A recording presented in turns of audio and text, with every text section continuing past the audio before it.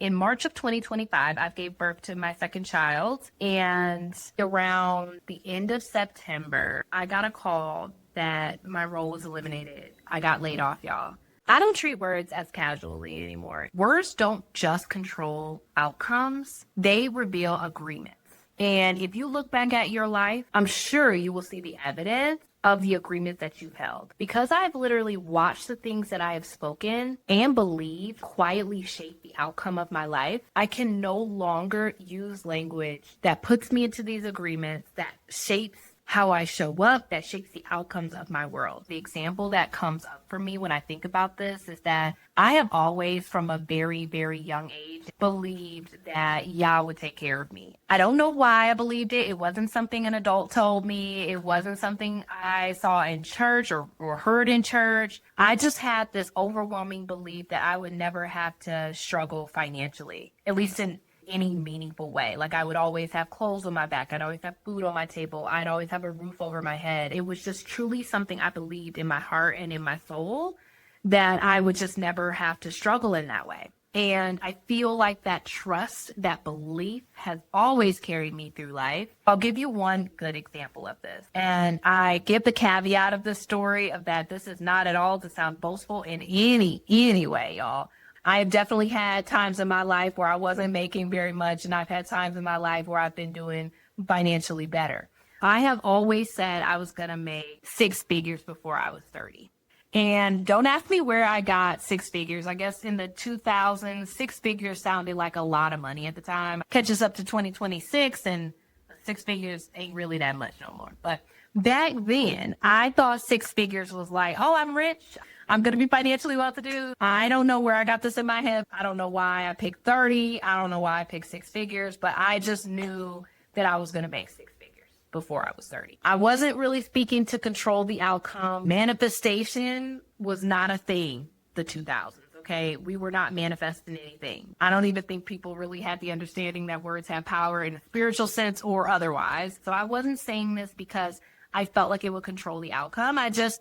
In my mind, I knew it. That's what's going to happen. Y'all, 2 years before I turned 30, I ended up getting a job and I was making over six figures. And I can't even tell you, I mean, of course I was happy because, especially at the time that I was making it, that was still a lot of money. But I just knew, there was no doubt in my mind that this was going to happen. This wasn't because I said this once. It was just because I never didn't believe it was possible. There have been multiple instances in my life in which I am acutely aware that Yah has shown up for me. I know sometimes, especially in my adulthood, I have a lot more bills than I had when I was young. I have kids to take care of. I have a mortgage. I have all the things that comes with adulthood. I sometimes forget how faith can really shape the outcomes of your life. And I think one of the reasons why I have come back into this season of YouTube with such I'm speaking it into existence is because I just recently got a reminder of how good the Most High is. In March of 2025, I gave birth to my second child and went on maternity leave with the company that I had been working with for probably about 4, almost 5 years. I went on maternity leave and I was actually blessed because that company had a really good maternity leave program. I got about 5.5 months of leave off, probably around the end of September. I got a call and I was supposed to return back to work in about a month or so. I got a call that my role was eliminated. I got laid off, y'all. I know I'm not alone in this because there have been so many layoffs in the last couple of years, but getting laid off from maternity leave just hits a little different.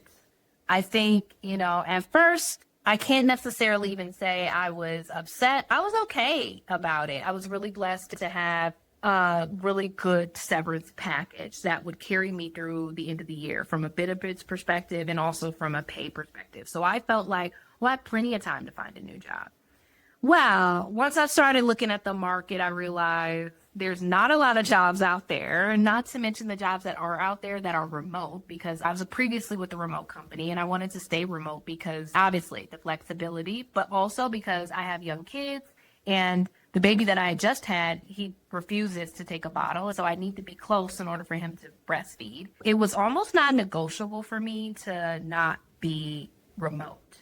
But the competition for those remote jobs are crazy because, of course, you're getting applicants from everywhere rather than applicants from your state or city.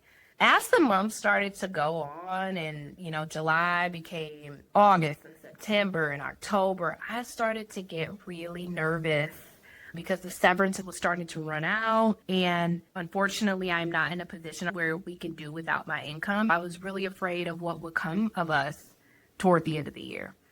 When I say I was praying, I was fasting, I was reading my Bible, I was having regular check-ins with my Father. In reading my Bible, you need to put your worries and your concerns on the Most High. And I tried to remind myself that I've never been without, that Yah has always shown up for me.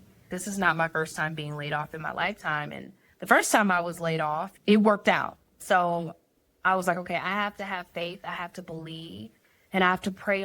And so I'm applying. I'm not hearing very much back. I'm getting rejection emails after rejection emails, no calls for interviews. Finally, maybe in October-ish, I start getting some actual calls for interviews. So I start interviewing. I probably interviewed with just like 3 jobs. One I knew instantly was not for me. The manager was into things I wasn't into. And I'm sorry, I had to like the people that I work with. And so I just didn't feel like we clicked. And so the other job I interviewed for, I didn't enjoy the interview process. They just were not very considerate during the interview process. At this point, I'm desperate. So I'm like, hey, if this is the only opportunity I'm going to get, then, I'll have to take it. But I had serious concerns about just the way I was treated during the interview process and how that was going to show up when I actually got the job, because the interview is your first clue on how the company is. So if you're not enjoying the interview process, you're probably not going to want to work there. But I digress. The last company that I started to interview with, I loved everybody throughout that interview process, and it went well. Well, y'all, I got the job. When I tell you that I got this job right as my severance was running out, it was down to the wire. Like, if I had to have gone another week without starting this job, my account would have started going into the negative. So you cannot tell me that that is not Yah showing up. My unwavering belief in him, that he will show up for me. He is always on time. And I feel lucky that I have been reminded of that, because sometimes you just get caught up in life. You get caught up in being like, I'm tired. You get caught up in saying things aren't going well. You get caught up in these negativity cycles that start to shape and dictate your life. And I needed that reminder that Yah shows up for me, and that the beliefs that I hold and the words that I speak shape the outcomes of my life. And now that I have been reminded of that, I am going into this season, and I talked about this in my last video. The last time I tried building a business, it didn't go well because I was not prepared. I didn't have the right mindset. Now that I am making Kenneth Eden, I'm building this without panic. Like, I'm showing up on YouTube, and I'm going to be consistent, and I'm going to do all the actions that I need to take in order to be successful. I am not panicked. I'm not worried. I'm not stressed, because I'm no longer going to act like Yah is not showing up for me. I'm no longer going to speak myself into these covenants of negativity and of failure. I'm no longer going to agree to something that Yah hasn't planned for me, that Yah hasn't shaped for my life. I wanted to share this testimony with you all because I'm hoping that I can inspire someone else to speak just as positively over their life and about the outcomes of having faith, because he will show up, y'all. He'll do it. If you have faith, you have obedience, you read his word, he will show up for you. So that is it for me. Please like, comment, subscribe. In the next video, I'll be talking all about what I'm choosing not to buy this year, because alignment shows up in not just what we say, but in what we consume. All right, y'all. I'll see you in the next one. Bye.